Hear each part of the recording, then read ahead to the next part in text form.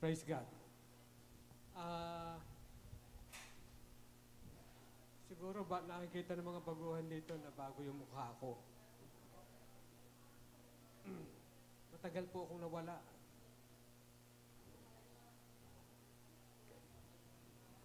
At ang magiging topic po natin ngayon, we will break from Revelation. Pag-aralan muna natin yung buhay natin, paano tayo namumuhay sa Espiritu. Paano natin ginagamit ang ating pananampalataya habang hinaharap natin ang lahat ng issue sa buhay na ito, lalo na ngayon. Baka sa hindi po nakakakilala, ako po, Pastor Joey. Matagal pong nawala, pero andito po uli. May dahilan po ako doon. Anyway, ang magiging topic po natin ngayon ay confronting spiritual issues of life. May mga issues tayo sa buhay. No? Ang issue sa buhay natin is always been affected by two conditions. Coercion at saka deception. Yung coercion, pinipilit ka, pinupwersa ka. Yung deception, nililin lang ka. At ito yung mga bagay na hinaharap natin that we have to strengthen yung ating faith and the presence of the Holy Spirit in us para makalakad tayo through. Ang coercion is forcing to sin. Yung ginagawa kanya ng trouble, ginagawa kanya ng problema. Kapag may problema ang tao, vulnerable siya. Ang kanyang pag-iisip, ang kanyang pag-uugali sa daan ng evil spirit, pwede kang pasukin. Kung kailan ka galit, gagatungan niya yung galit mo. Kung kailan ka nalulungkot, nadidismaya, gagatungan niya yung para lalo kang lumamig. And that is called what we call trouble, yung forcing to sin. Nagkakasala ka. At yung deception naman, nililin lang ka. No? And sa Ephesians 6:12, nakalagay po doon, for our struggle is not against flesh and blood, but against the rulers, against the authorities, against the power of the dark world, and against spiritual forces of evil in the heavenly realm. Pag sinabing spiritual, devil, spirit, pag sinabing spiritual heaven, ito yung heaven. Itong heaven natin ito. This is the first heaven. And second heaven is in between us and the third heaven. Okay? So ito, ang first heaven is where we live. Ang tawag sa atin, kaya tinawag na world ang mundo because nandito tayo. Otherwise, ang tawag sa atin, planet. Understand? Ang isang object sa universe natin, kapag ka nagkaroon ng tao, tawag ng world. Pero pagka wala, ang tawag doon planet, star, or moon. Pero dahil ang earth, nandito tayo, it is called world.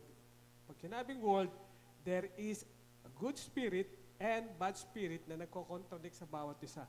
From the beginning ng ating existence, nandyan yan. Okay? So, nung sinabing against flesh and blood, and against rulers. Ang rulers po, ito po yung mga nasa kapangyarihan.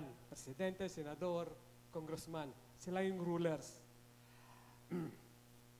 At yung authorities, ito yung mga nagpapatupad ng mga batas at na iniimbag, dinidispatcha ng mga senador, congressman, saka mayor. Sila ang ruler. Ang authorities ay yung mga pulis, barangay. Kaya bakit ko sinasabi to? Hinahanda ko kayo sa mga susunod kong sasabihin. Pinapakita ko muna sa inyo yung ano ang sitwasyon natin na hindi natin nare-recognize in the past. Di po ba? Ngayon nyo lang na-encounter yan.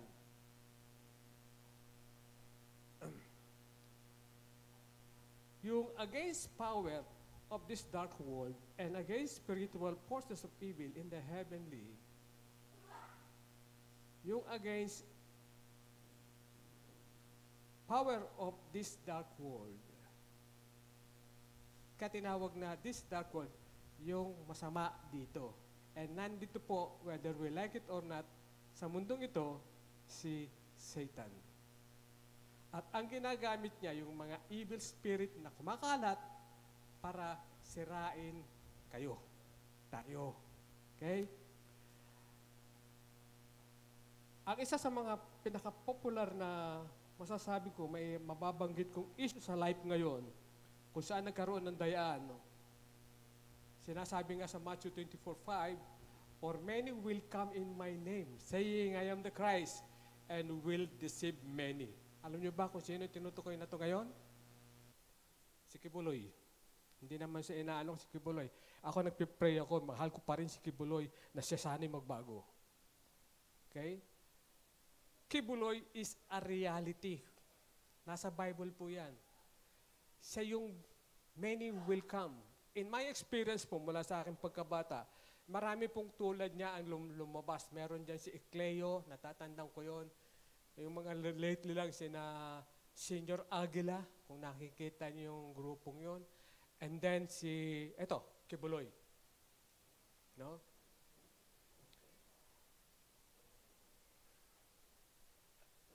Ang dami nilang nakukuha. Sabi sa doon, do not be deceived. Marami talaga. Alam niyo kung bakit marami talaga? Statistics, 6 million sila. Alam niyo ba yon? 6 million ang Kingdom of Jesus Christ Church. They started in 1987, 37 years ago. Naka 6 million sila. Ang Jebrim, wala pa tayong 100,000, di ba? Pero sila, 6 million, including mga bansa, tao sa abroad, particularly Ukraine. Marami silang nakuha ron. Kaya, totoo yung sinasabi dito sa Bible na sa Matthew 24:5, many will come in my name and saying, I am the Christ, and will deceive many. Marami talaga. Talagang totoo yan. Sa Luke 21:8, sinabi rin yun. But this time, iba ang pagkakabigkas niya. Watch out that you are not deceived. Watch out that you are not deceived. Ang Matthew, naunang verse yan, si Luke, sumunod sa kanya. Okay? Matthew, Mark, Luke, and John, yung 4 na apostles na yun sa New Testament. So, ito yung follow-up doon. Sinasabi na, what's that you are not deceived. Pinag-iingat tayo na huwag tayong malinlang.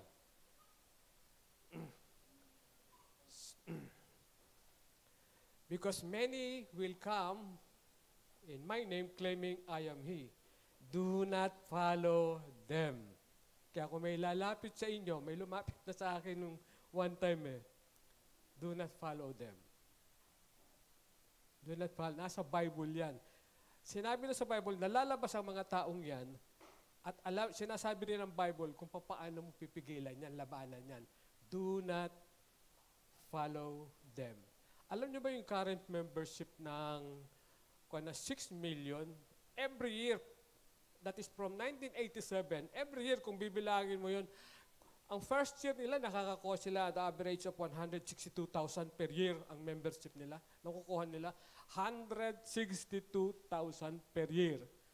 Equivalent to 13,000 every month ang nabubuo nila. Kaya sila nakarating ng 6 million. That is equivalent to 2,000 every week. Kaya nga, tinanong ko kanina kung may bago dito, may panlalaban, at least dito merong isa.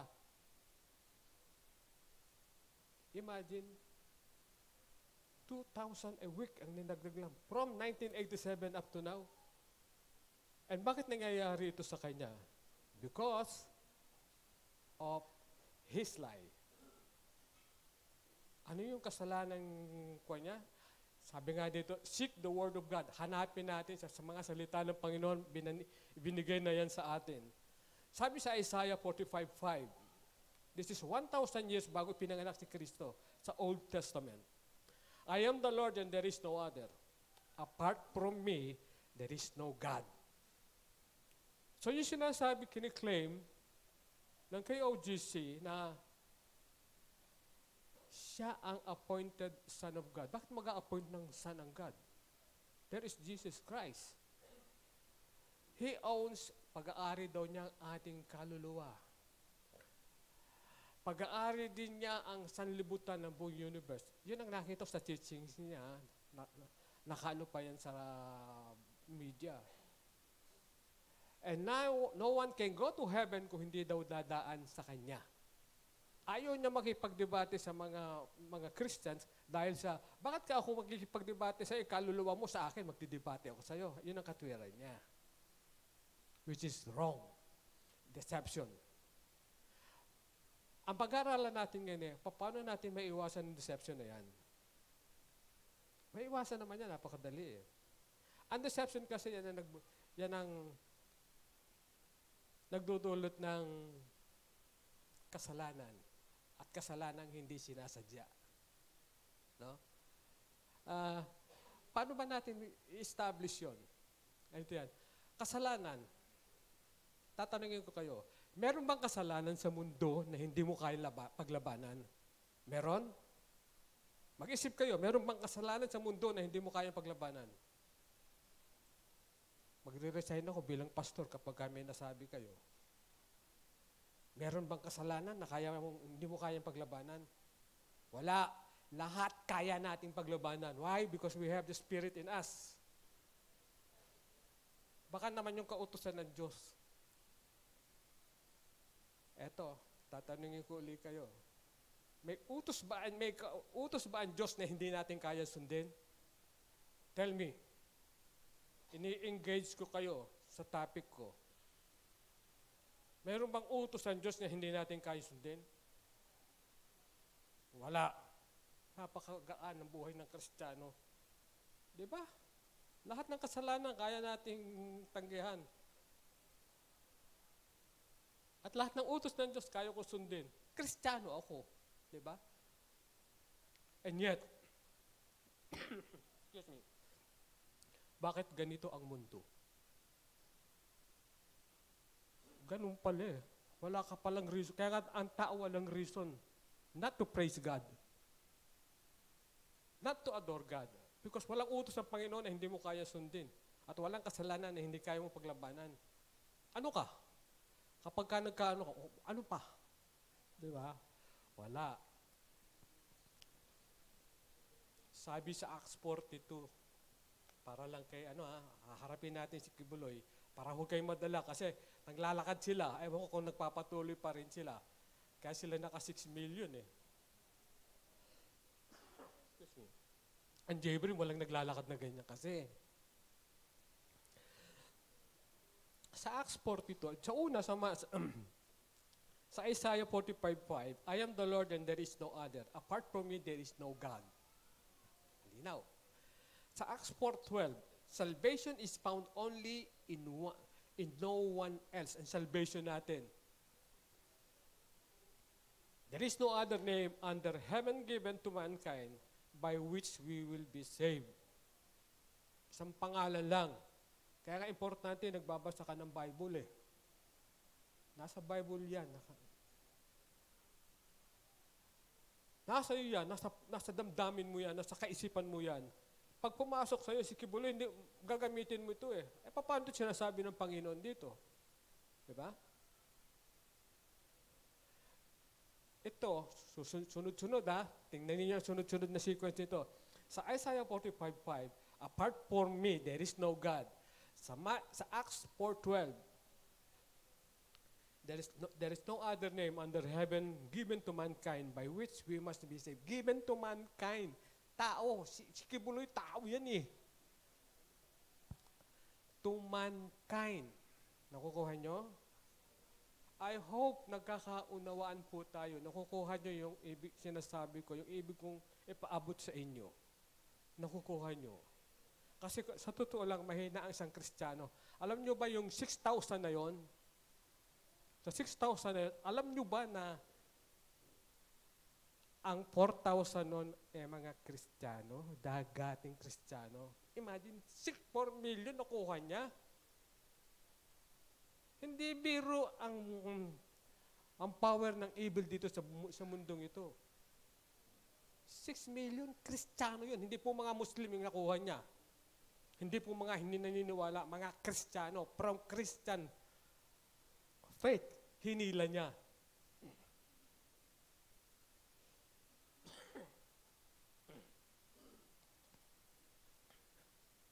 Thank you.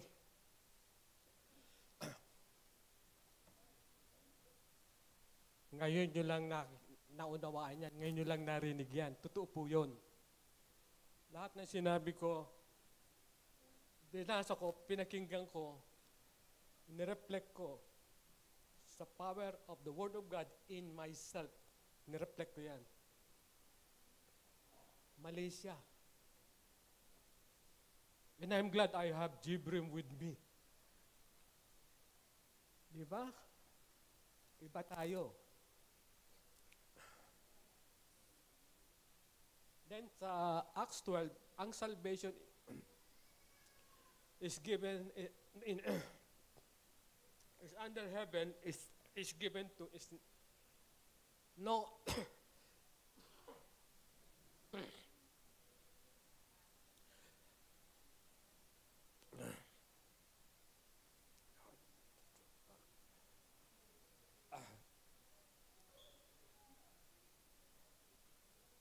salvation is found in no one else.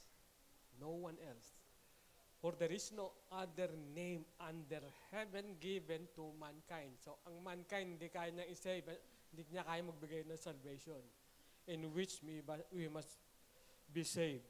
Sa Matthew 1:21, ito yung patunay na si Jesus Christ yung binabanggit dito. Mary was about to give birth at that time. Sa Matthew 1:21, nakalagay, she will give birth to a son, and you are to give him the name Jesus, because he will save his people from sin. Sino yon? Si Jesus. Nobody else. Okay? So yung kanina, wala talagang pangalang ibinigay sa ilalim ng lupa na ikaw ay maliligtas. Dito, a son will be born. Kaya nga sa Isaiah 9:6 nakalagay doon, for unto us a child is born, to us a son is given, and all the government will be upon his shoulder. Hindi to wala ito diyan. No? And he will be called, sa Isaiah to, Wonderful Counselor, Mighty God, Everlasting Father, Prince of Peace. And that is Jesus Christ. That is 1,000 years bago ipinanganak si Kristo. Pinropesay na yan. And then dynastify yan ng panganganak ng mga apostles, sinabi nila.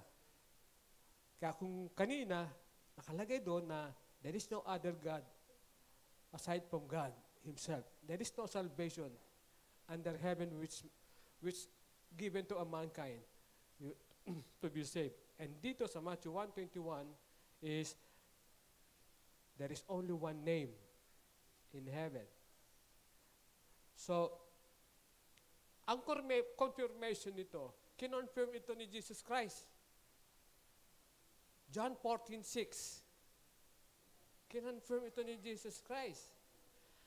I am the way, the truth, and the life. No one comes to the Father except through me. So it's Jesus Christ talaga. From the beginning, from Isaiah. Up to this point, nakalagay din talaga.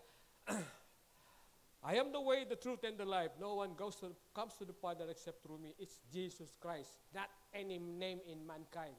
It's only the true Son of God. Hindi yung appointed Son of God.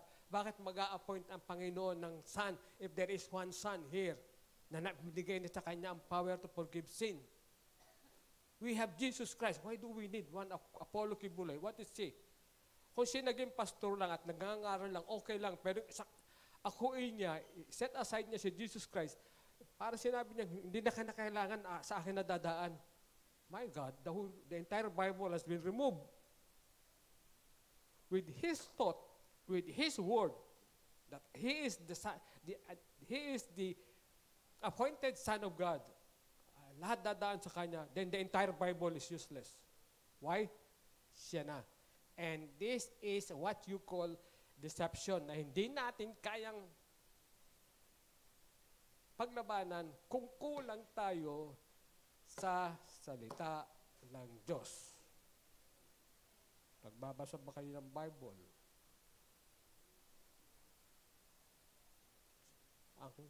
Ang Diyos, kung kakausapin mo siya, base mo ang faith mo sa 10 Commandments. Alam nyo, napakahirap ito sasabihin ko sa inyo. Napakasakit sa damdamin ko. Napakahirap maghanap ng isang Kristiyano na kabisado niya ang 10 Commandments. Meron ba? Sabihin natin ang totoo.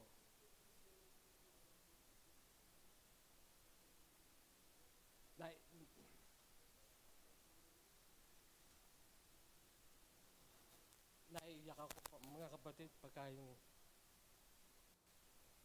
ang hirap maghanap ng Kristiyano na kabisado ang 10 Commandments. 10 lang yan. Hindi mo pa makabisa. You know what? Bibigyan natin ng value ang 10 Commandments. The 10 Commandments is the only text in the Bible na God Himself wrote. Na ang mismong ang Diyos ang nagsulat. Saan niya sinulat yan? Sa stone tablet. Para hindi mabura. Tandaan ninyo, this is the only text that our God has written na nakareflect sa Bible na siya mismo ang nagsulat niyan. Sinulat niyan sa apoy. You believe that? Yes, it's true. Kung napanood nyo yung 10 Commandments sa binasa nyo yung Exodus, true. Yun lang ang sinulat ng Panginoon sa Bible. Napaka-important. 10 Commandments. Eh, paano yan? Hindi nila alam. Paano natin lalabanan ang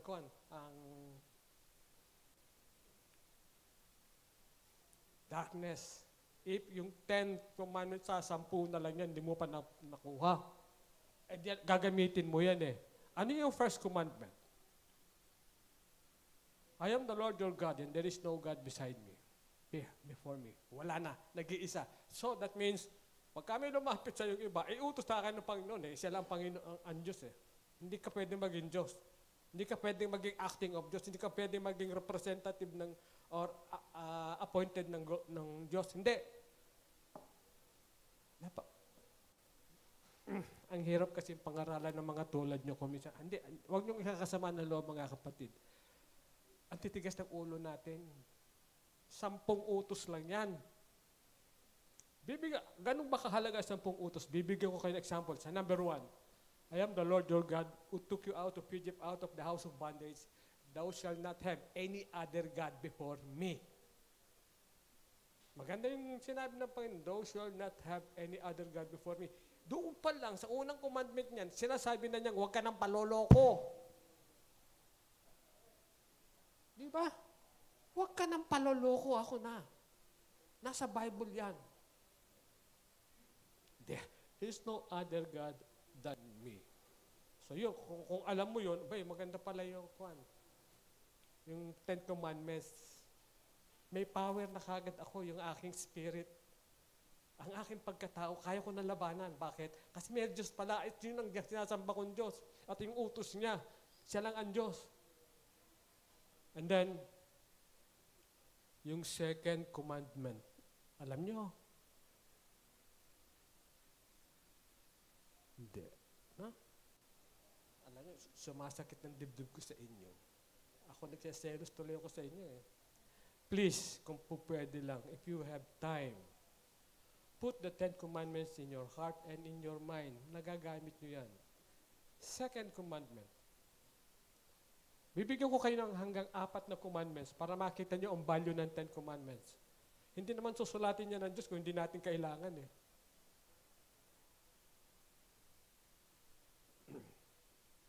Thou shall not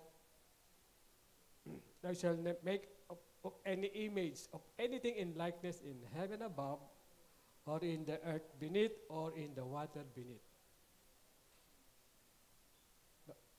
No idol, ha? Ang idol is na, pagka sinabi natin idol, yung rebulto lang. Hindi. Skibuloy is an idol. Si Robin Padilla nga, ang tawag natin kay Robin Padilla, idol eh. Diba? Tao. Ang idol, hindi lang yan rebulto. Tao rin yan, active. Ang idol. Thou shalt not make an image of anything in heaven above, or in the earth beneath, or in the water beneath the earth. Huwag na huwag niyong sasambahin. Sabi ng Panginoon, for I am a jealous God. Ang ganda ng relasyon natin sa Panginoon, ano? Nagka-jealous sa atin. Visiting the iniquities of the father from the 3rd and 4th generation of those who hate me. Ba, may sinasabi siya ditong hate. But showing mercy to those who love me and obey my commandments. Nasa third, commandment. Unawain ninyo, doon pa lang makikita na buo na yung pagkatao mo, buo na yung relasyon mo sa Panginoon eh. Di ba? Ganun ka-importante. I mean, ang problema kasi sa 10 commandments, hindi mo na pinakikinggan, ayos na yan eh. Napanood ko na yan eh. Ginawa niyong sine. No. Bigyan natin ng pahalaga. Ito, nag-effort dito. Diyos mismo nag-effort dito. Hindi na niya ito pinadaan sa mga prophets, sa mga patriarchs. Siya na mismo ang nagsabi dito. My God, bakit mo tatanggihan? I know, alam ko, ngayon lang kayo nakasalubong ng ganitong pangangaral. But believe me, it will help you. Hindi ko pinagmamalaking nasa akin yon. It is by my duty with God na ipasa ko sa inyo. Kaya lang, nagkakaroon ako ng feeling na tulad yung walang nakakakuha ng tent ko. Naiiyak ako, sumasakit yung dibdib ko. Bakit? Samantalang yung iyak, tuloy tayo nagkakaroon ng 6 million doon sa KJOC eh. Yun ang dahilan. Diba? In deception. It's grabe. So, through Mary, kinonfirm na talaga na papanganak siya, and then Jesus Christ, sabi niya, kinonfirm niya, I am the way, the truth, and the life. And even the apostles, sa 1 John 4:14, and we have seen and testified, dati, ang Panginoong Diyos na nagsasalita, ngayon yung Ama, tapos ngayon, kanina si Jesus Christ, I am the way, the truth, and the life. Ngayon dito yung apostles. And we have seen and testified that the Father has sent His Son, and our Jesus Christ, our Lord. His Son to be the Savior of the world. Nasa 10 Commandments yan.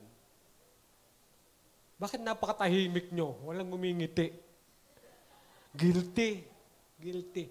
It's better to be guilt in truth than be guilt in lies.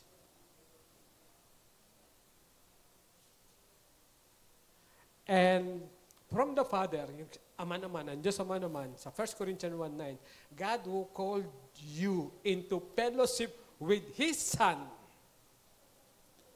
Jesus Christ, our Lord. Tingnan yung utos ng Diyos Ama rito, ha?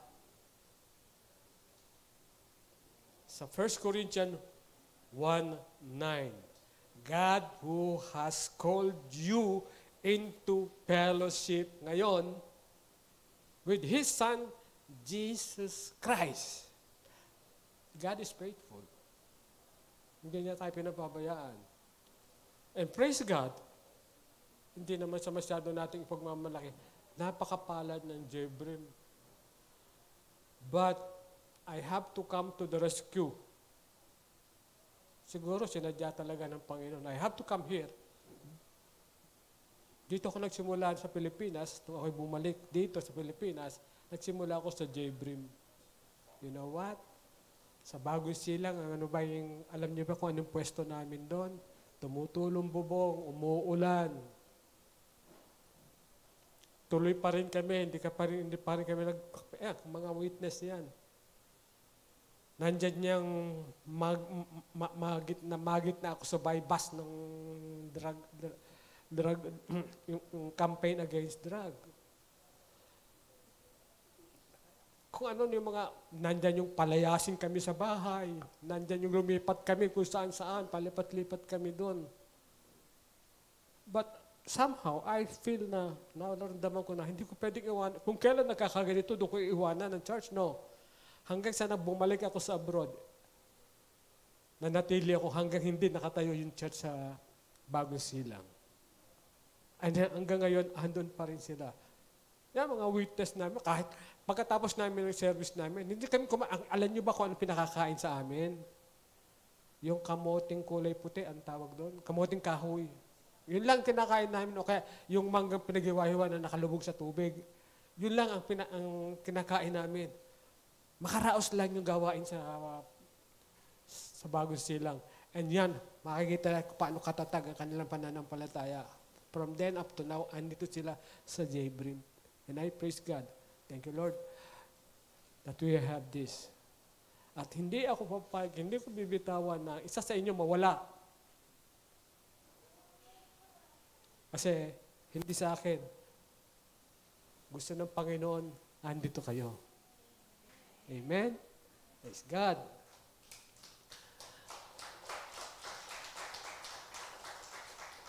So kanina, yung kay Mary, mga justification about Jesus Christ. Ngayon naman, ang last justification, nakasulat sa Titus 2:13.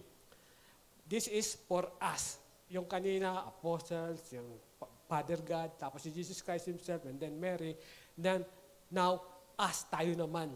Nakalagay doon. Dito, sa Titus 2:13, looking for the blessed hope and the appearing of the glory of our great God and Savior, Jesus Christ. Ito naman ang sa atin, para sa atin to. Kukuha nyo. So, balik tayo sa 10 Commandments. Bibigyan ko kayo ng kulay. Kukulayan ko yung para maunawaan ninyo. Kaya hindi nyo minememorya kasi hindi nyo nakuha yung kahulugan eh. Ano yung nakuha natin? 1, 2, 3. Yung number 3 is, thou shalt not take the name of the Lord your God in vain. Or misuse. No? Paano yung ibig sabihin doon? Alam niyo ba ibig sabihin nun? Ikaw ay Kristiyano. Bakit tinawag kang Kristiyano? Naging anak ka na niya. Alam mo yung Kristiyano, pagka naging anak ka, tatay mo, pilido niya, kukunin mo, di ba? Diba? Kaya magiging Kristiyano ka, kaya nagpipill up ka ng mga application paper eh. Pag sinabi doon na religion eh, Christian. Kasama yun sa title mo, sa pagkatao mo, na ikaw ay Christian. Ang utos na ito, sinasabi dito, thou shalt not take the name of the Lord your God in vain. Hindi yung ginagamit mo kung saan lang. Hindi. This refers to you, sa'yo. Pag naging Kristiyano ka, tinanggap mo siya, anong dapat mong gawin? Panindigan mo. O diba? Yun ang utos niya. Panindigan mo. Hindi mo pinaninindigan. Hindi mo sinusunod ang utos. Paano mong paninindigan? Magbasa ka ng Bible. Sundin mo yung mga tamang turo na hindi magliligaw sa iyo, sa Panginoon. Na manatili ka sa Panginoon.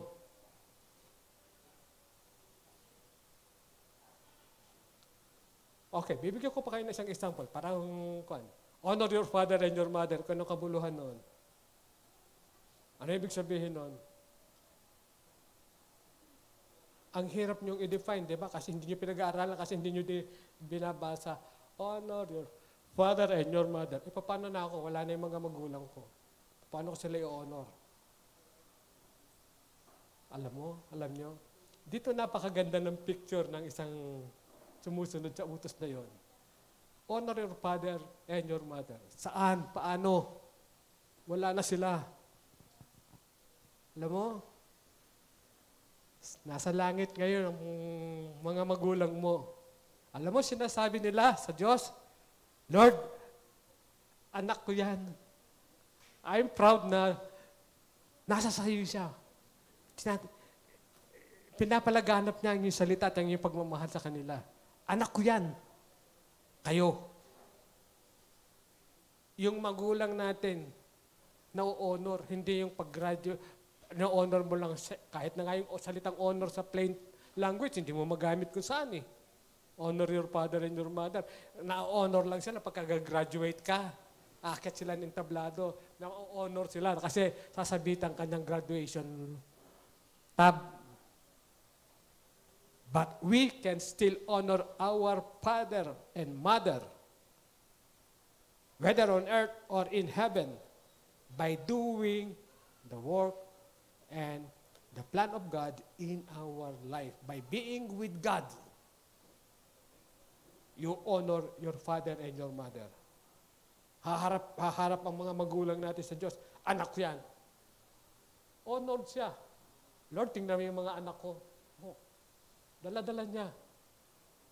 Don't tell me hindi sila haharap sa Panginoon. Haharap sila. But one thing that they can say to God is that, my son and my daughter, tingnan nyo. Nananampalataya sila sa inyo. At kayo ang kanilang Diyos. Amen po ba? Nakakaunawaan ba tayo? Do I have to discuss the whole 10 commandments? The rest will be yours. Get the feel. Pakiramdaman ninyo. The words of God,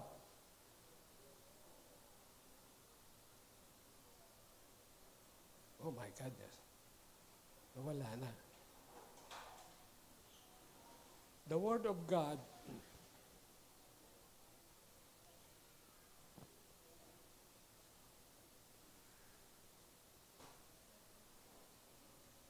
nakalagay nga dun sa Hebrews 4:12, the Word of God is alive and active.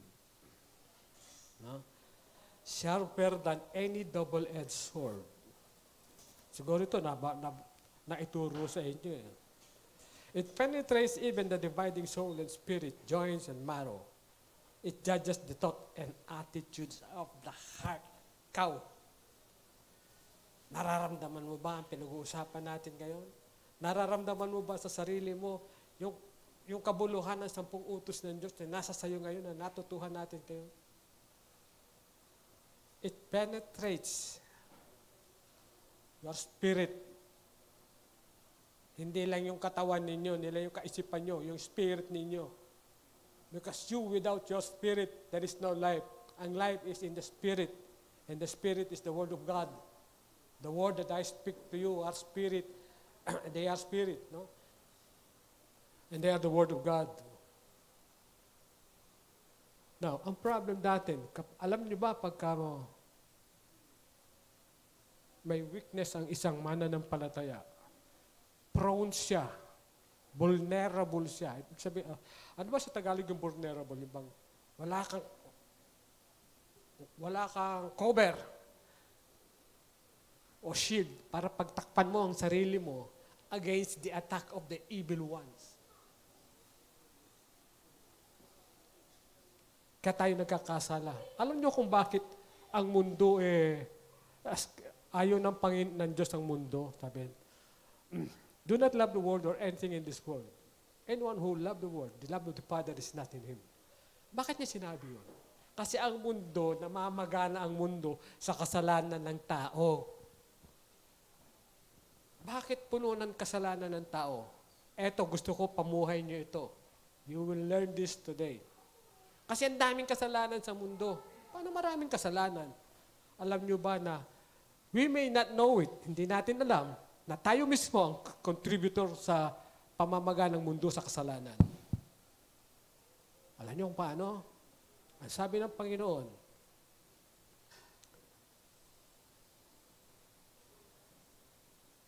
ganito yung example. Paano natin naalisin ang isang kasalanan?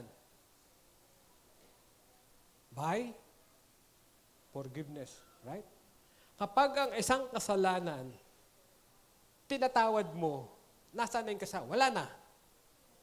Ito, may kasalanan sa akin. May utang, hindi nagbabayad. May kasalanan siya. Pinatawad ko siya. Wala nang kasalanang mamamagitan sa amin dalawa. You know, it takes two to sin.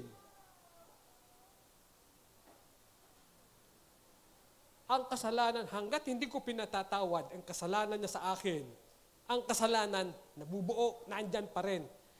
This time, it's worse. Kasi yung kasalanan niya sa akin, pati ako may kasalanan sa kanya. Kasi sabi ng Panginoon, patawarin mo kasalanan ng kapwa mo. So habang hindi mo pinapatawad ang mga kasalanan sa'yo, part ka ng kasalanan na yon.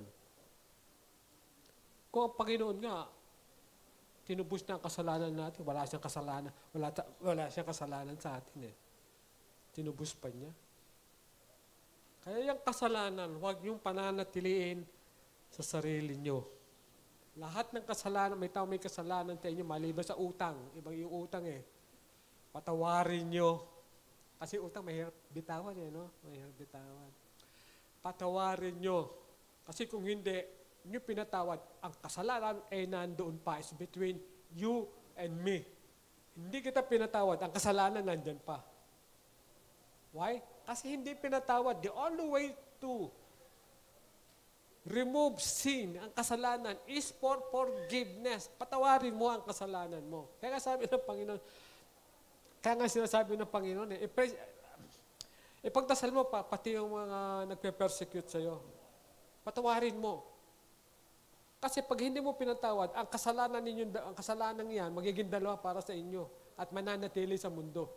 Imagine, kasama mo, pamilya mo, mga kaibigan mo, may daladala kang kasalanan. Ano yung kasalanan na yon? Ay wala akong natatandaan. Sila may kasalanan sa akin. Yun na nga eh, hindi mo pinatawad eh.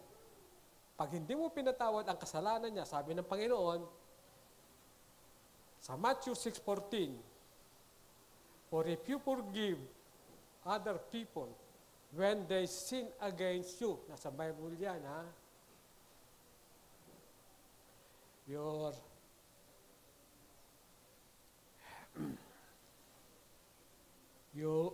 Your heavenly Father will also forgive you.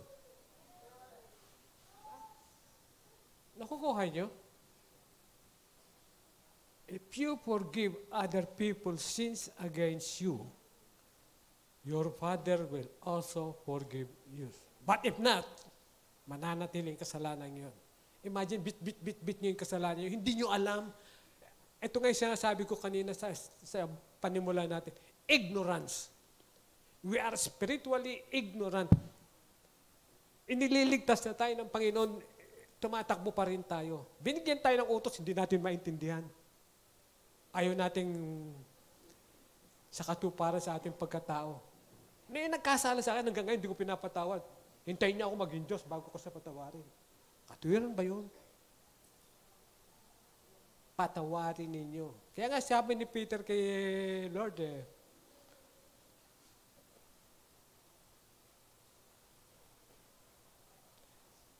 sabi, hindi, wala. Ayan, sa Matthew 8:21, sabi ni Peter, si Peter kasi salbayang, sa mga apostle, si Peter kasi pinaka-agresibong tao yan. Siya yung may lagi, sa mga apostle, siya lang nagdadala lagi ng, kumbaga siya may patalim. Lagi siyang may dala. Sabi doon ni Peter, sumapit siya sa Panginoon. Then Peter came to and said to him, Lord, how often will I forgive my brother's sin? Sabi niya, against me. Will I forgive him? Sabi niya, as many as 7 times? Sabi niya, 7, ano ka, kulang yan. 7 times. Sabi ng Panginoon it must be 7 times but 70 times. Common sense. Ang ibig sabihin ng Panginoon, hanggat tumihingi siya ng tawad sa'yo, patawarin mo. Kung sinusukat mo sa bigat ang kanyang kasalanan bago mo patawarin, 70 times kang magsukat, patatawarin mo po siya. Taabot ka sa mga 50, pinatawad mo na siya. Napakahirap intindihin kung minsan ang buhay ng tao. Hindi natin alam na ginagawa pala natin ay labag sa Diyos. Kaya tayo madaling maloko ng principalities of the air kasi may kahinaan tayo. Sabi, Lord, I am weak but you are strong. It's deciphering. Importante sa isang Kristiyano is learn to spiritually discern the message of God. Huwag yung pagkabinasa nyo lang, sinabi ng iba, tapos na. Read between lines. Kasi, nakalagay sa Timothy, 2 Timothy 3:16. Nakalagay, all scriptures.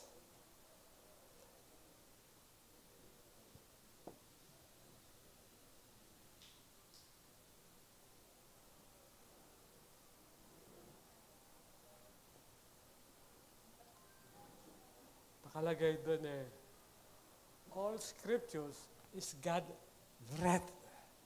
Lahat ng nakasulat sa Bible, lahat yan ay galing sa Panginoon, God breath. When God breath, we became alive. Natatandaan yung sa creation.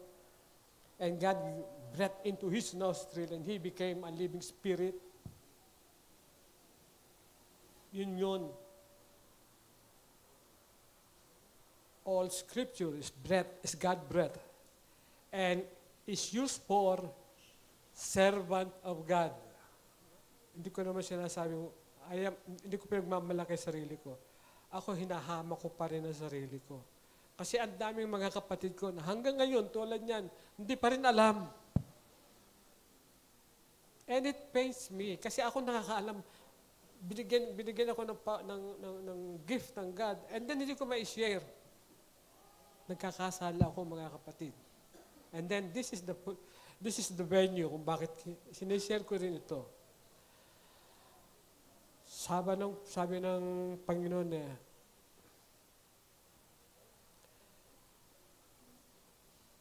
this is useful for teaching, rebuking. Kanina, ni-rebuke ko kayo. Correcting. May mga pag-iisip kayong na-correct. Training. Bibigay ko sa inyo ang training ngayon, mamaya. In righteousness, so that the servant of God may be thoroughly equipped with every good work. Kasi, ang sin, kaya ayaw ng Panginoon na may kasalanan sa atin, nakalagay sa Romans 6:23, for the wages of sin is death. Imagine, death. But, eto nga, buti na lang ang gift ng God comes through you. May dadating at may dadating sa inyo maghahatid ng gift of God.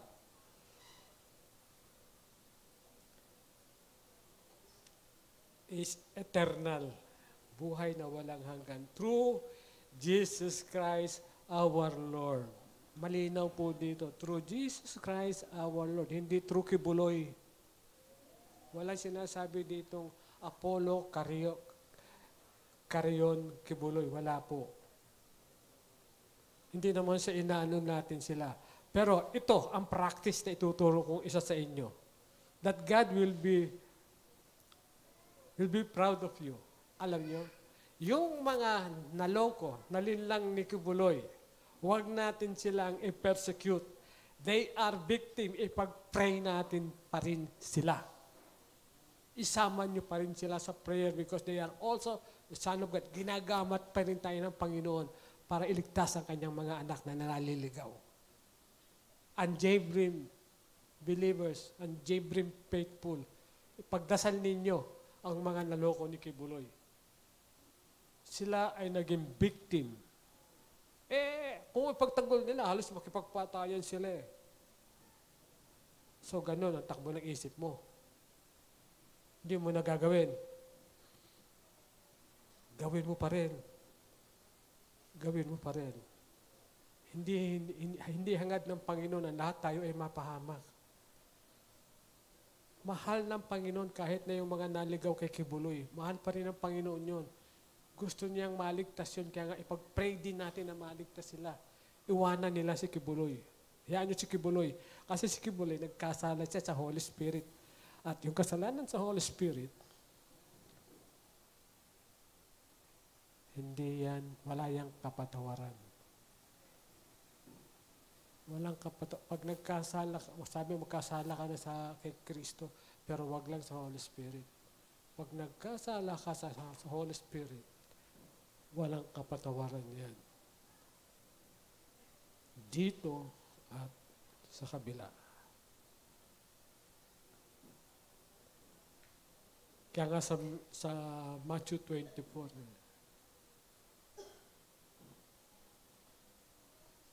sa Mark 12:30 muna, love the Lord your God. Tayo, di ba? Love the Lord your God with all your heart, with all your soul, with all your mind, with all your strength. Aba, lahat na yata hinihingi niya.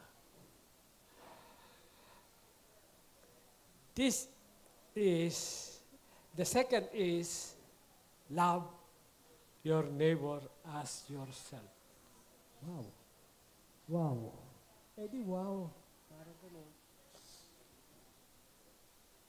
Mga kapatid, I hope, kasi nakikita ko sa mata ninyo, parang ngayon lang kayo nagugulat. The truth is, ganyan ang buhay ng born again. You can see the smile in my face. Be glad that you are born again. Because you will be born again. May nagtanong sa akin, palagay ko, taga KOJC yan. Ano ba yung born again? Born again ba tayo lahat? Okay. Ano ba yung born again? Kako, ang born again is a divine process. Divine process yan.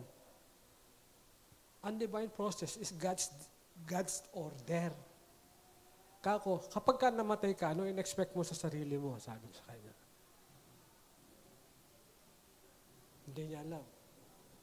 Kako, I will be born again. Sabi niya, paano? Kako, pag namatay ako, I will be on a sleep. Sabi ni Jesus Christ, they are asleep. And then when they wake up, they are transported sa second heaven. Doon ang processing ng Panginoon. Where you will be cleansed,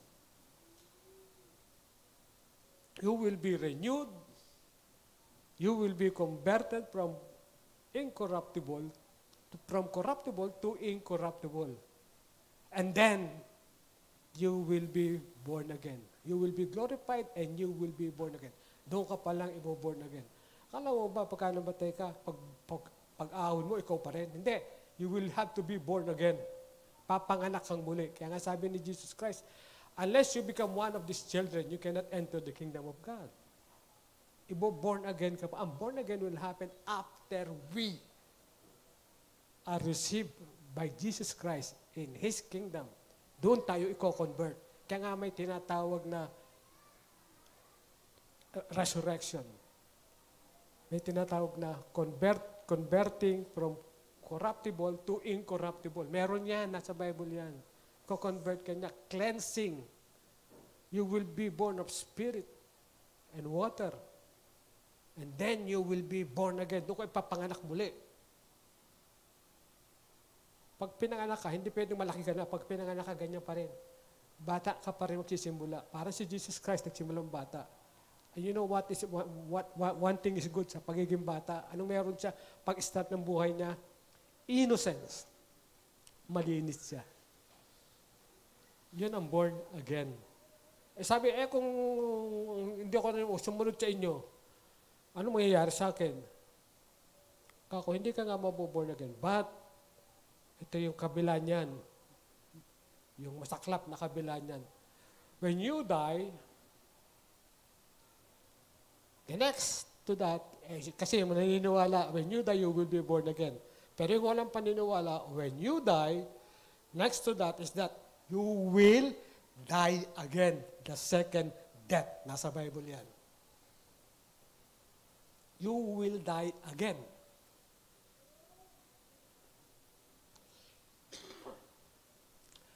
Napapagod na ba kayo makinig? Konting tiis lang. I will be finished.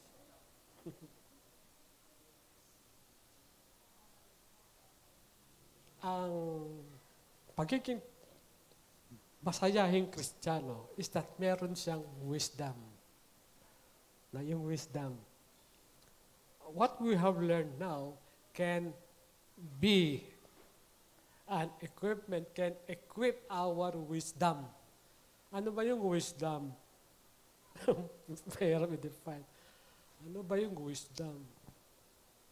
Ang wisdom is not, kasi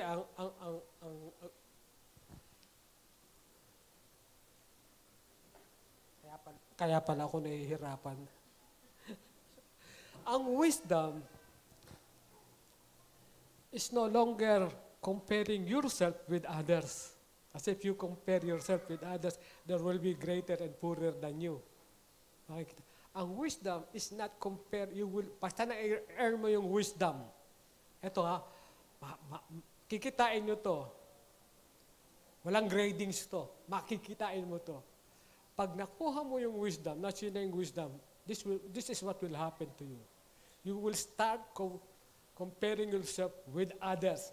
But you will start comparing yourself with yourself. 10 years ago, gaano ka kalapit sa Diyos?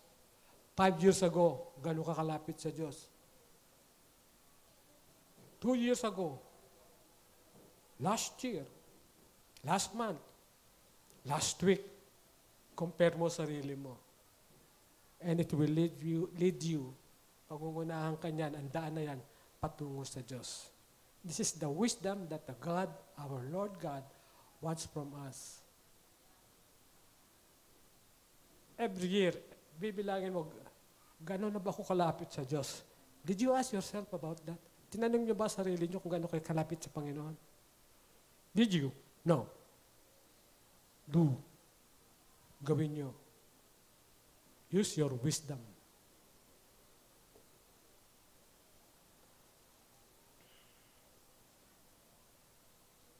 May time pa ba? May time pa.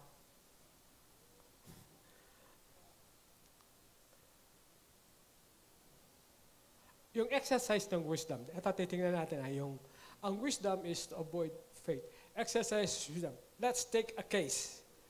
Isang kaso sa Bible, nasa Luke 10:38.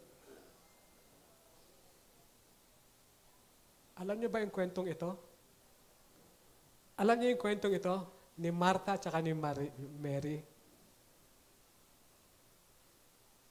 Jesus and His disciples were on their way. He came to a village where a woman named Martha and opened her home, si Martha. No? She said to her sister Mary, who had a Lord's feet, listening to what He said. Martha, ito ugali ni Martha ha, was distracted by all the preparations. Pagka may Bible study sa bahay ninyo, problema yung ihahanda mo sa mga tinamaan ng magaling na mga kapatid kong mag-aaral ng Bible. Samantalang kami, nung nasa bagong silang kami, kamoting kahoy lang, okay na kami. Nagba-Bible study kami. Hindi totoo yun. Kamoting kahoy lang. Wala pang bibilhin pa namin. Kamoting kahoy lang, natatandaan ko yun. At saka iumaong si Pastor Rolly, yung tinuhog na mangga na nakababad sa tubig. Yun lang ang preparation. Eto, i-exercise natin ang ating faith dito, ha? Kasi, nung unang binabasa ko to, inisip ko, hindi ito malalagay sa Bible kung hindi ito importante. Not unless there is a message in it. So I must use the strength that given to me by the Holy Spirit, read between lines. Ito, Martha was distracted by all preparation that had to be made. She came to him and asked, Lord, don't you care that my sister left me alone to do the work by myself? Tell her to help me. Nangyayari yan. Sabi ng Diyos, sabi ni Lord God, Jesus, Martha, Martha, the Lord answered, you are worried and upset about many things, but few things are needed, or indeed only one. Pag-aaralan natin to, ha? Mary has chosen what is better, and that will not be taken from her. Anong pagkakaunawa niya dito? Para bang, kulang lang sa diskarte dito si Martha. Mano na sabihin niyang, bago siya papuntahin doon, maghanda, i-ready muna niya yung pagkain. Hindi, kung nandun na siya, doon pa siya maghahanda. Or sabihin niya yung mga kapwa niyang nandun, i-assign niya, tulad ng ginagawa natin dito. Para pagdating ng Panginoon, handa na ang lahat. Di ba? But dito hindi. But what I have noticed dito is the word better. Ito yung pinili ni Maria. Better. But what does it mean? Bakit better? Ano yung nakikita ko doon? Because better, then there is missing. May kulang. Ano yung kulang? Alam niyo ba kung ano yung kulang? Yung best. So it's not the best. Diba? Yung better. And then I realized na ang nag-influence dito kay Martha ay yung Proverbs 3:5.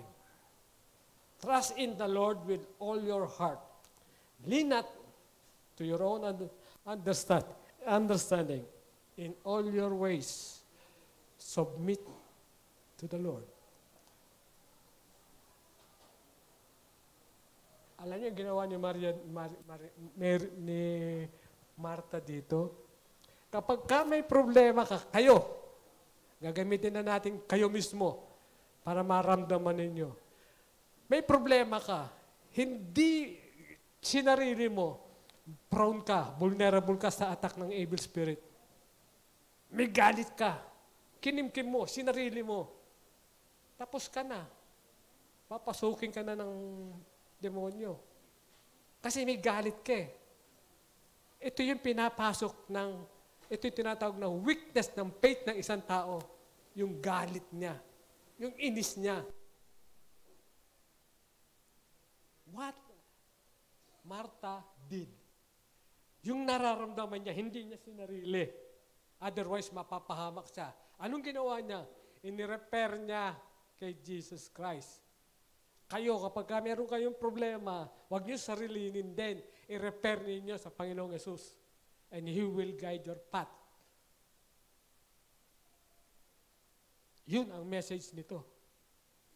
And Martha chose the best. Hindi niya sinarili. I-repair niya sa Panginoon. And the Bible, wala na, after this is silent, wala na siyang contradiction or kontra si Martha. Hanggang sa matapos ang Bible, si Martha keep serving God. But mind you, it came to Martha, automatic yun. Hindi siya nagalit. Kasi, bakit hindi nagalit? Kasi inalapit niya mismo sa Panginoon. Tayo dapat ganun din. Kapag may problema tayo, huwag nating ibabelt ang galit sa tao. I-repair natin sa Panginoon. You pray and He will guide your path. Praise God, di ba? Yun ang message dito. Kaya nga pagka nagbabasa kayo ng Bible, there are always keyword about the presence of the Spirit in what you read. Imagine Proverbs 3:5, trust in the Lord with all your heart. Lean not, huwag kang aasa sa sarili mong understanding, pangunawa. In all your ways, sa lahat ng bagay na gagawin mo, i-repair mo sa Panginoon, and He will guide your path. Tama. And Martha chose the best, while Mary took the better choice. Tandaan ninyo, pag nagbabasa kayo ng Bible, and then meron kayong desire in spirit, mababasa ninyo, ibig sabihin noon. Kasi yung verse na yun sa Bible, when nasulat ito, unang pagtataka, napaka-simpleng issue to, ba't nalagay dito? And then na-realize ko yung word na better. Meron pa palang best. And Martha choose the best. Ano yung best na yun? Kinausap niya, pinasa niya sa Panginoon ang kanyang kargang damdamin, sama ng loob. Kaya kayo, kung may sama ng loob, huwag niyong kikimkimin. I-repair ninyo sa Panginoon.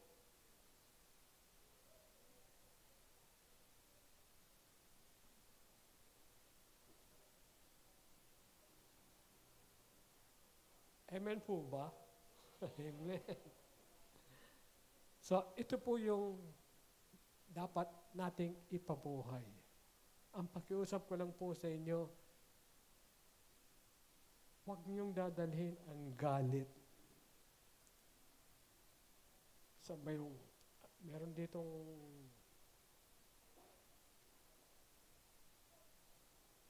wisdom is not learned. Hindi natututuhan ng wisdom. Wisdom is not learned.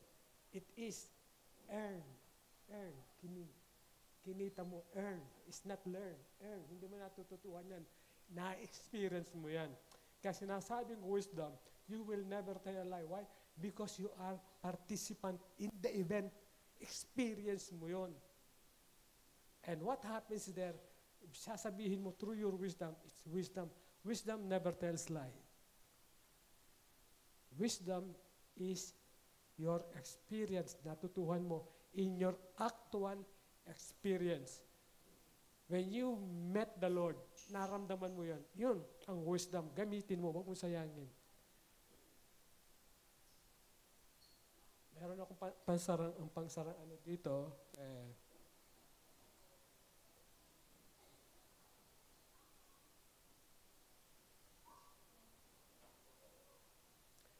Sa Ephesians 4:3 and 31.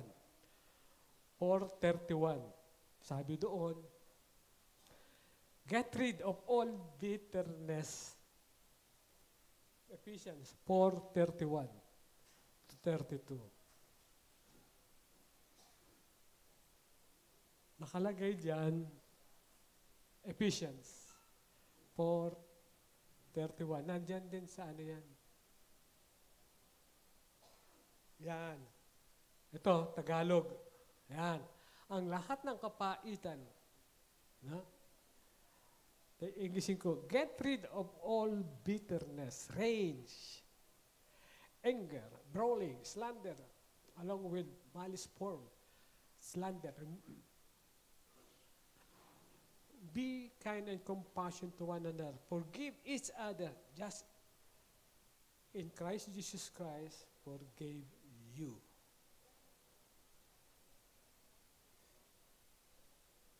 Huwag kayong magtatanim ng galit. Huwag kayong magtatanim ng inggit. Kahit inis sa isang tao, ipagdasal niyo siya. Because that is your nature, yun kayo. Na kahit na hindi mo gusto yung tao, pinagdadasal mo pa rin. Hindi pwede yung yung equal. Equal ka, hindi. Ang mga anak ng Diyos, laging nasa baba. Laging papakumbaba. Huwag kayo magmalaki.